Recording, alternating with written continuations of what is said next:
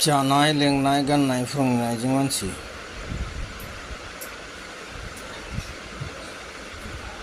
इंसान को व्यवहार आचार लिखा पढ़ा लौकिक पहनना ओढ़ना से इंसान को सभ्यता मिलता है। মানুষ এর পরিচয় খাওয়া দাওয়া ব্যবহার তার পরিধান পরিচ্ছন্নতা চলাফেরা মানুষের সাথে কথাবার্তা কী করে বলা হয়।